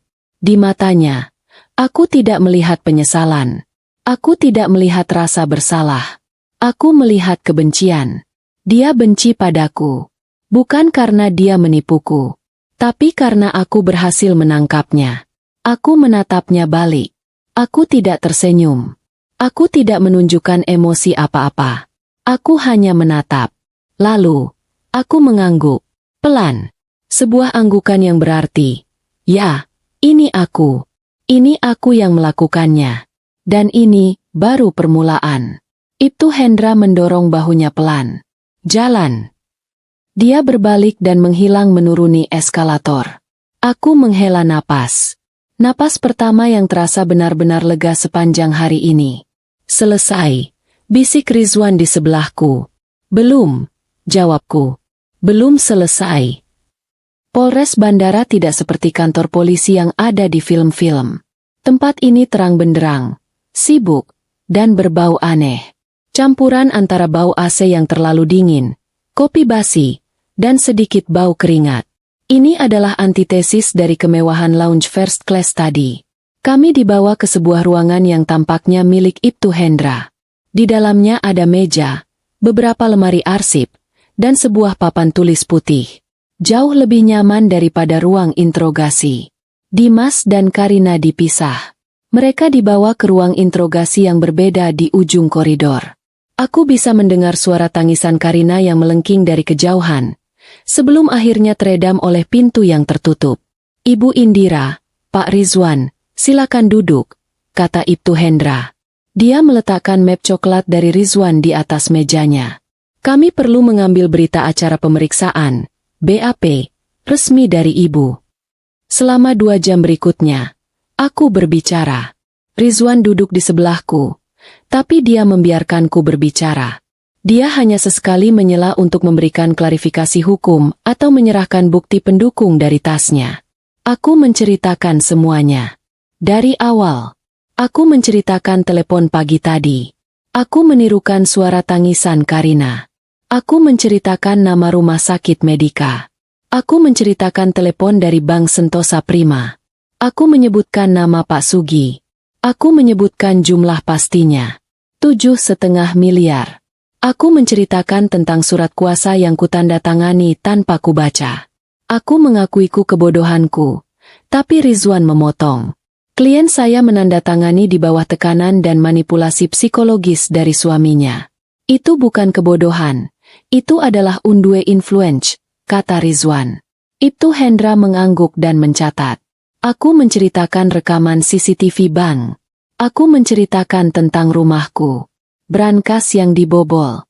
Perhiasan ibuku. Aku membuat daftar di kepalaku. Menyebutkan setiap barang yang kuingat. Kalung berlian. Anting zamrud. Sertifikat rumah. Sertifikat apartemen. BPKB mobil. Aku menceritakan tentang temuan Rizwan. Tiket first class ke Zurich. Utang judi Dimas. Lintah darat.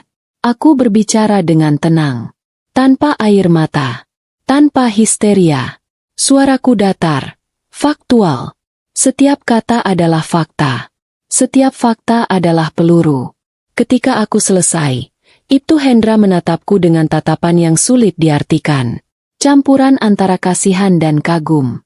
Ini BAP terlengkap yang pernah saya terima, Bu.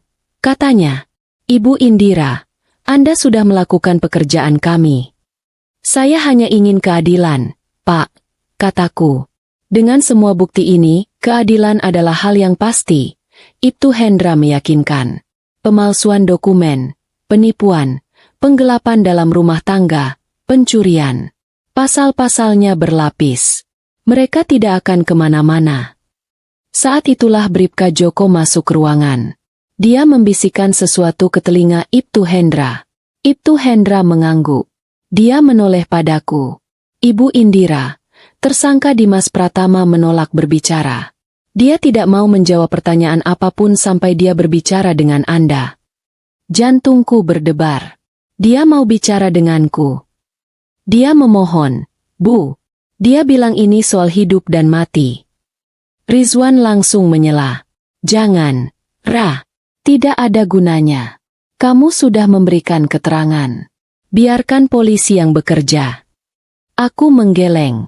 Aku mau bicara dengannya. Rizwan menatapku, mencari keraguan. Dia tidak menemukannya. Baik, katanya. Tapi aku ikut. Aku tidak akan bicara. Tapi aku akan ada di ruangan itu. Sebagai pengacaramu. Ibtu Hendra mengangguk. Kami bisa atur di ruang interogasi 2. Ada kaca satu arah. Kami akan mengawasi. Ruang interogasi 2 berbau lebih buruk. Bau rokok dan ketakutan. Dimas duduk di kursi besi yang menempel di meja. Dia sudah tidak memakai borgol. Tapi dia terlihat lebih terkurung dari sebelumnya. Kemeja putihnya yang kotor telah dilepas. Mungkin untuk difoto sebagai barang bukti. Dia hanya memakai kaos dalam putih yang sudah kusam. Dia terlihat kurus.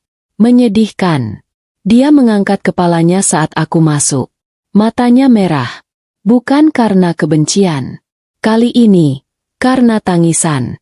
Ra! Bisinya. Aku berdiri di seberang meja. Rizwan berdiri diam di sudut ruangan. Di belakangku. Seperti bayangan. Kamu punya 5 menit, Dimas.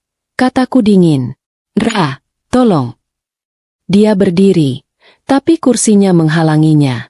Dia mencoba menggapai tanganku di atas meja. Aku menarik tanganku. Dia mulai menangis. Tangisan yang memalukan. Ingusnya keluar. Dia menyekanya dengan punggung tangannya yang kotor. Aku salah. Ra. Aku hilaf. Aku nggak tahu apa yang aku pikirin. Aku diam saja. Tapi ini semua bukan ideku. Ra, sumpah. Ini Karina. Dia yang racunin aku. Dia yang bilang kamu jahat sama aku. Dia yang bilang kamu nggak pernah peduli sama aku. Aku masih diam. Mendengarkan kebohongan terakhirnya. Dan utang itu beneran. Ra, mereka ngancem bunuh aku. Mereka kirim foto kamu. Mereka bilang mereka bakal lukain kamu kalau aku nggak bayar. Dia mencoba memutarbalikkan fakta. Dia mencoba menjadi pahlawan. Aku ambil uang itu buat ngelindungin kamu, Ra. Aku tertawa. Tawa itu keluar begitu saja. Kering dan pahit. Melindungiku? Tanyaku. Suaraku meneteskan sarkasme. Kamu melindungiku dengan menguras rekeningku sampai nol? Kamu melindungiku dengan mencuri warisan ibuku? Kamu melindungiku dengan kabur ke Swiss sama selingkuhanmu? Kamu melindungiku dengan membuat cerita kematian palsu biar aku sibuk nangis di kamar mayat. Wajahnya hancur. Dia tahu dia gagal. Ra, tolong. Dia beralih ke taktik lain. Dia berlutut. Pria yang tadi pagi menjadi suamiku, kini berlutut di depanku di ruang interogasi yang kotor. Cabut laporannya. Ra, kumohon. Aku bakal lakuin apa aja. Aku bakal cium kakimu setiap hari. Aku bakal jadi budakmu. Tapi jangan penjarain aku. Ra, Jen. Dia memegang ujung celanaku. Aku menendang tangannya pelan. Jangan sentuh aku. Dia menatapku. Matanya penuh permohonan putus asa. Aku nggak akan cabut laporannya, Dimas. Kataku pelan tapi tegas. Aku akan pastikan kamu membayar setiap rupiah yang kamu curi. Dengan waktumu. Ra, enggak. Kamu nggak bisa. Oh, aku bisa. Aku mencondongkan tubuh ke depan, menatap matanya dalam-dalam. Dengarkan aku baik-baik. Besok pagi, Rizwan akan mendaftarkan gugatan cerai. Aku menceraikanmu. Enggak, Indira, jangan. Dan soal utangmu. Lanjutku, mengabaikan isak tangisnya. Aku punya kabar baik untukmu. Kamu bilang mereka mengancammu, kan? Nah, selama kamu di penjara, kamu aman. Mereka nggak bisa menyentuhmu di dalam sana. Anggap saja ini perlindungan. Dia menatapku dengan horor. Dia akhirnya sadar. Penjara bukan hanya hukuman dariku. Penjara adalah satu-satunya tempat yang bisa menyelamatkannya dari lintah darat. Dan aku baru saja menguncinya di sana. Kamu iblis. Desisnya. Aku tersenyum tipis. Bukan, Dimas. Aku adalah istri yang kamu bodohi. Dan kamu lupa, istri yang kamu bodohi ini jauh lebih pintar dari kamu. Aku berbalik. Rizwan, urus sisanya. Aku berjalan keluar ruangan. Aku tidak menoleh ke belakang. Aku mendengar dia menggedor meja dan berteriak memanggil namaku. Di koridor, aku bersandar ke dinding. Kakiku sedikit gemetar. Rizwan keluar beberapa saat kemudian. Dia menutup pintu, membungkam teriakan Dimas. Kamu oke? Tanyanya. Aku mengangguk. Aku mengambil ponselku. Aku punya satu bukti terakhir buat Pak Hendra. Kami kembali ke ruangan Ibtu Hendra. Ini, kataku, menyerahkan ponselku. Video yang saya rekam di lounge. Bukti kalau mereka sedang merayakan penipuan mereka. Bukti kalau mereka 100% sadar dengan apa yang mereka lakukan. Ibtu Hendra mengambilnya. Ini akan sangat membantu di pengadilan, Bu. Saya tahu, kataku. Kami menandatangani beberapa berkas terakhir. Saat itu sudah lewat tengah malam. Kami berjalan keluar dari Polres Bandara. Udara malam terasa dingin dan segar. Rasanya seperti aku baru saja keluar dari ruangan pengap selama 8 tahun. Aku antar kamu pulang, kata Rizwan. Enggak, kataku. Aku enggak mau pulang ke rumah itu. Belum. Antar aku ke hotel terdekat. Rizwan mengangguk. Mengerti. Di dalam mobil. Kami diam. Kamu hebat, Ra. Kata Rizwan pelan. Aku cuma marah. Jawabku. Kemarahan itu energi. Kamu menggunakannya dengan baik. Aku memandang keluar jendela. Jakarta di malam hari. Lampu-lampu kota. Hidupku hancur berantakan hari ini. Aku kehilangan suami. Kehilangan semua uangku. Kehilangan rasa amanku. Tapi saat kami melaju di jalan tol, aku tidak merasa kalah. Aku tidak merasa hancur. Aku merasa bebas. 1 tahun. 365 hari sejak malam di bandara itu. Rasanya seperti seumur hidup yang lain. Aku berdiri di depan jendela apartemen baruku. Jendela ini terbentang dari lantai ke langit-langit, memberiku pemandangan Jakarta dari lantai 60. Lampu-lampu kota berkelip di bawah sana seperti permadani permata yang tak ada habisnya. Ini adalah pemandangan yang kubeli dengan harga mahal. Bukan dengan uang, tapi dengan kehancuran.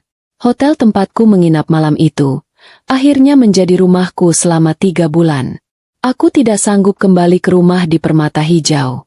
Rumah itu, yang dulu kubanggakan, kini terasa seperti tempat kejadian perkara. Ternoda. Rizwan yang mengurus semuanya.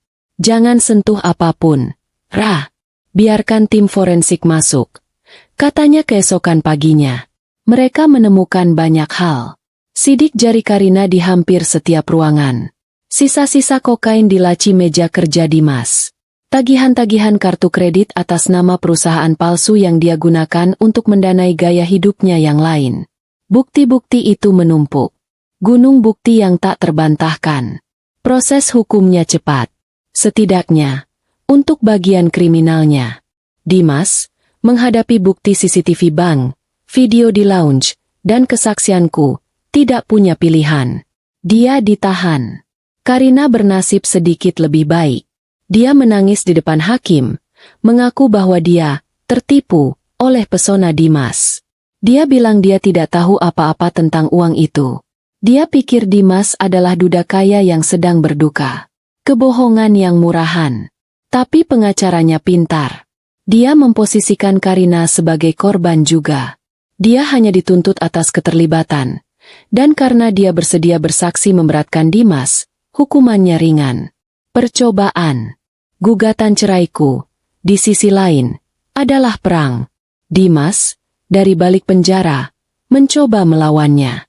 Dia mencoba mengklaim setengah dari sisa hartaku. Dia mencoba mengatakan bahwa aku yang mendorongnya melakukan itu semua. Rizwan membantainya di ruang sidang.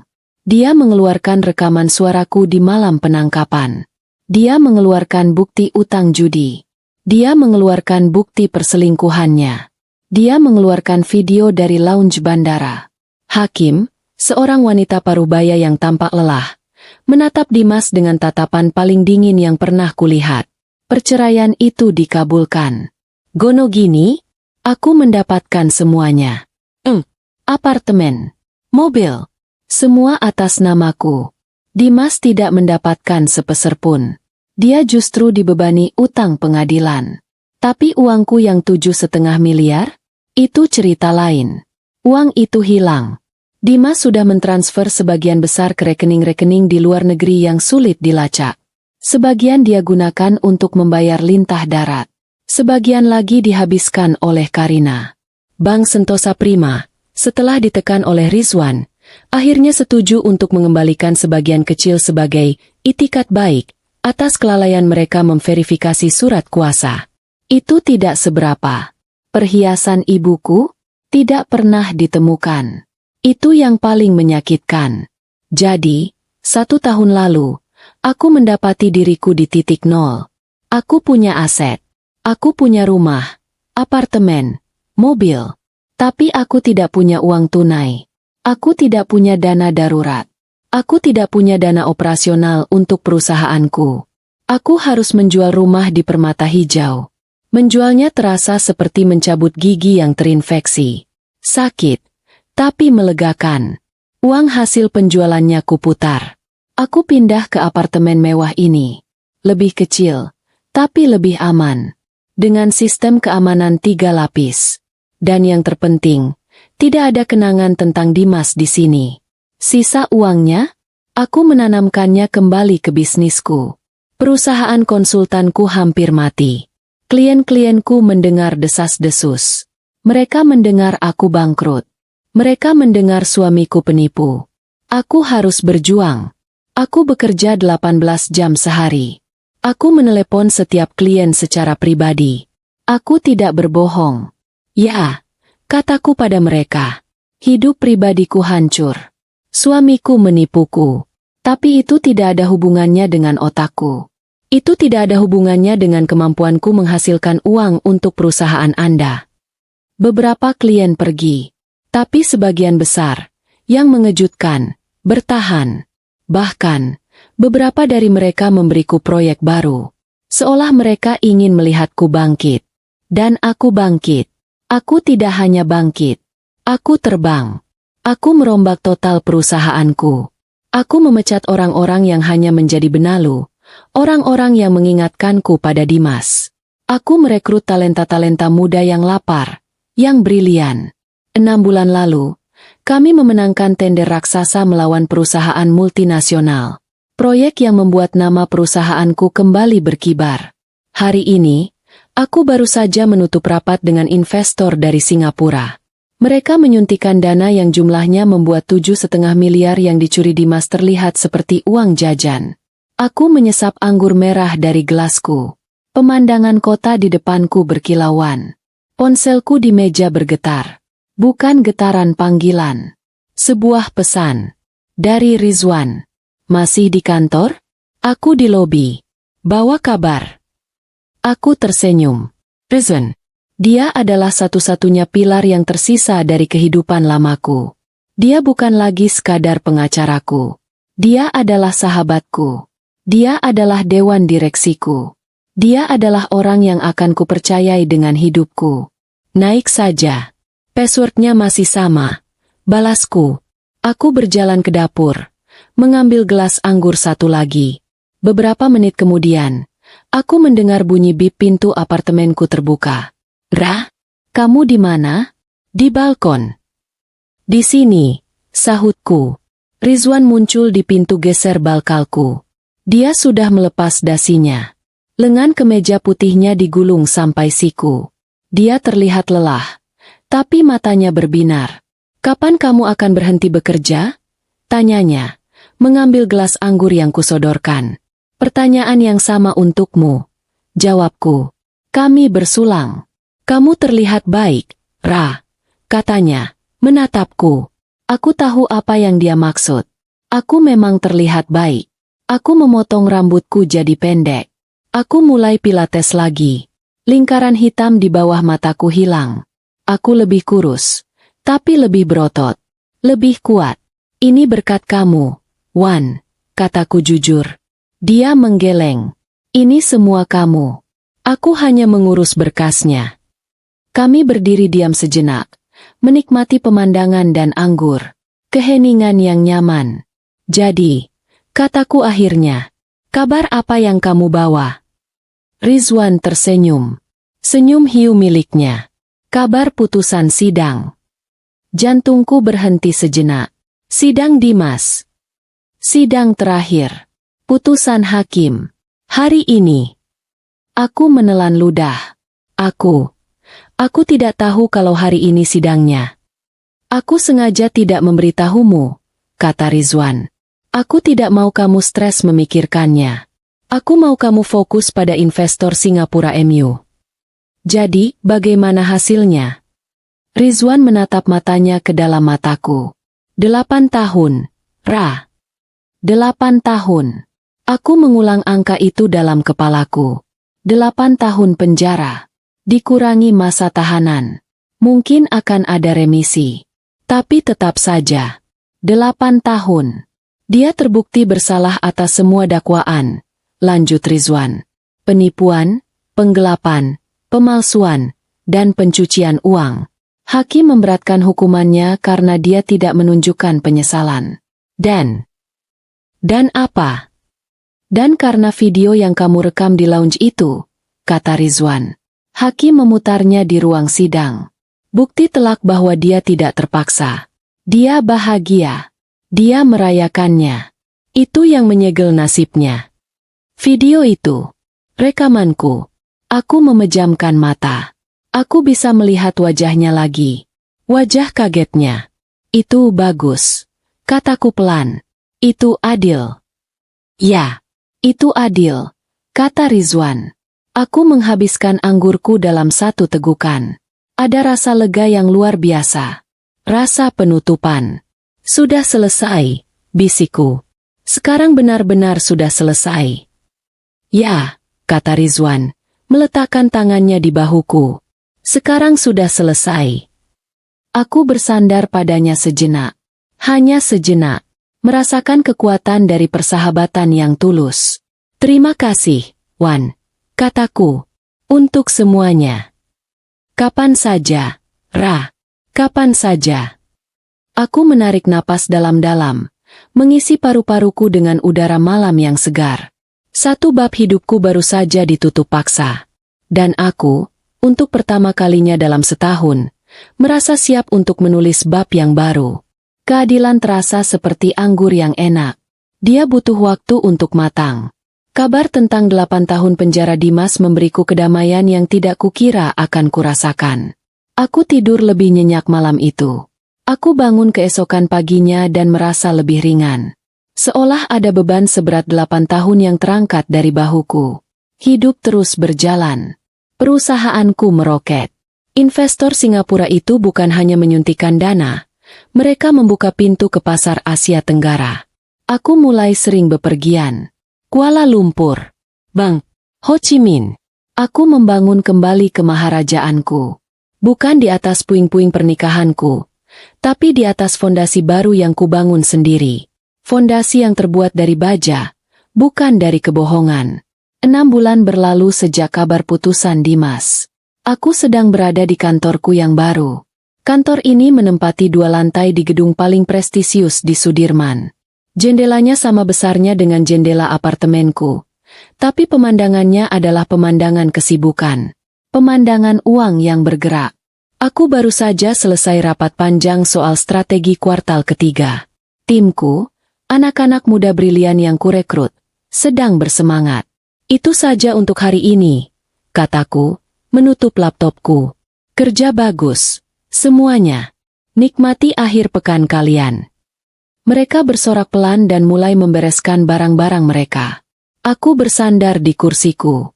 Lelah, tapi puas. Ponselku berdengung. Rizwan lagi. Sejak kasusku selesai, kami bertemu lebih sering sebagai teman. Makan malam.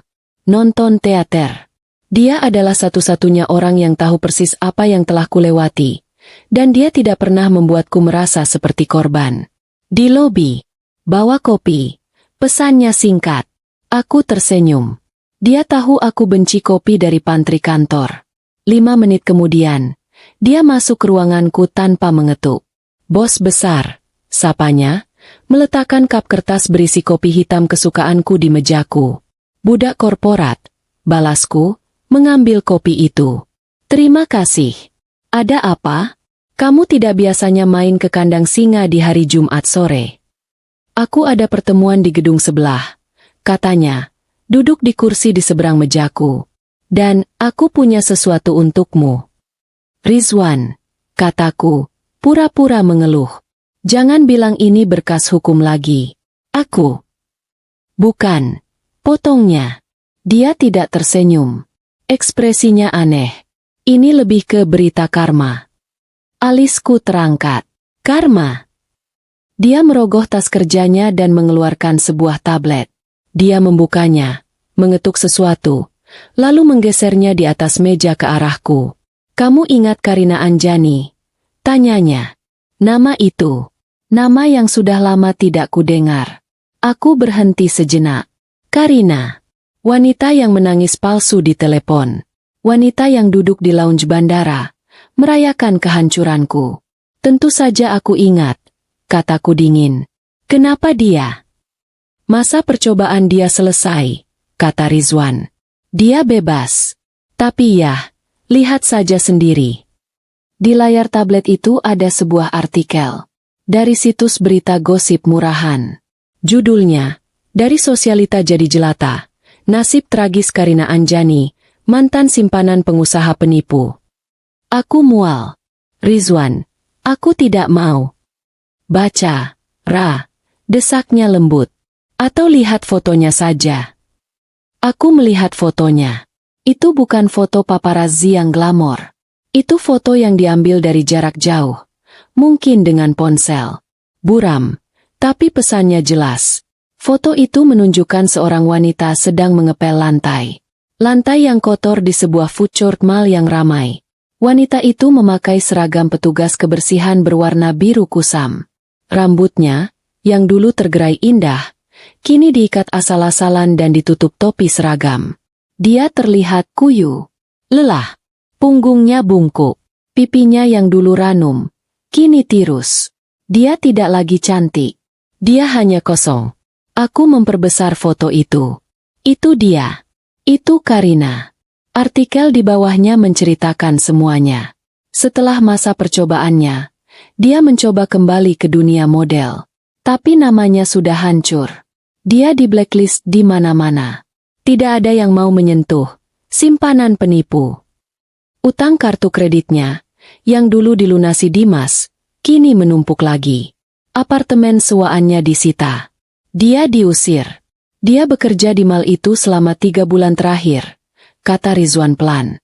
Timku kebetulan melihatnya saat sedang mengurus kasus lain di sana. Mereka mengirimiku ini pagi tadi. Aku menatap foto itu lama sekali. Wanita yang sedang mengepel lantai. Wanita yang sama yang pernah merangkul suamiku di bank, memegang koper berisi miliaran uangku. Wanita yang sama yang menangis histeris di telepon, mengarang cerita kecelakaan maut di tol. Aku teringat. Aku teringat kepanikanku di dalam taksi. Aku teringat bagaimana jantungku hancur. Aku teringat rasa sesak napas. Aku teringat air mataku yang tumpah di blus sutraku. Aku teringat suaranya. Mbak Mas Dimas nggak selamat. Dan sekarang dia mengepel tumpahan minuman orang lain agar bisa makan. Sesuatu terjadi padaku. Sesuatu dimulai dari perutku. Gelembung kecil. Gelembung itu naik ke dadaku. Ke tenggorokanku. Dan kemudian, itu keluar. Aku tertawa. Itu bukan tawa kecil. Itu bukan senyum sinis. Itu adalah tawa terbahak-bahak. Tawa yang dalam, yang lepas, yang menggema di kantorku yang besar dan kosong. Aku tertawa sampai air mataku keluar. Rizwan menatapku, awalnya kaget, lalu dia mulai tersenyum. Aku menunjuk ke tablet itu. Dia mengepel. Aku terengah di antara tawa. Dia yang menangis pura-pura di telepon, sekarang dia petugas kebersihan. Aku tertawa lagi. Lebih keras. Aku memegang perutku. Ini adalah tawa paling lega yang pernah kurasakan seumur hidupku. Ini bukan tawa jahat. Ini adalah tawa pembebasan. Tawa seseorang yang sudah melewati neraka dan kembali, dan sekarang melihat iblis yang menyiksanya sedang membersihkan toilet. Ya, Ra, kata Rizwan. Senyumnya kini lebar. Dia mengepel. Aku akhirnya berhasil menghentikan tawaku. Meski bahuku masih berguncang. Aku menyeka air mata di sudut mataku. Air mata yang kali ini adalah air mata kemenangan. Aku mendorong tablet itu kembali ke Rizwan. Hidup memang adil, kataku. Suaraku masih sedikit bergetar. Aku berdiri, berjalan ke jendelaku. Matahari Jumat sore mulai terbenam, mewarnai langit Jakarta dengan warna oranye dan ungu yang indah. Dimas di penjara. Karina di food court. Dan aku di sini. Di atas. Memandangi kota yang menjadi milikku. Aku mengambil kopi yang dibawa Rizwan. Sudah agak dingin. Tapi rasanya tidak pernah senikmat ini. Mau makan malam? Tanyaku pada Rizwan, berbalik dari jendela. Tentu, katanya, berdiri dan merapikan kemejanya. Restoran paling mahal yang bisa kamu temukan. Kamu yang traktir. Aku tersenyum. Kali ini, senyum yang tulus. Senyum yang tenang. Tentu saja, kataku. Aku yang traktir. Aku mengambil tasku, mematikan lampu ruanganku, dan berjalan keluar. Menuju kehidupanku yang baru.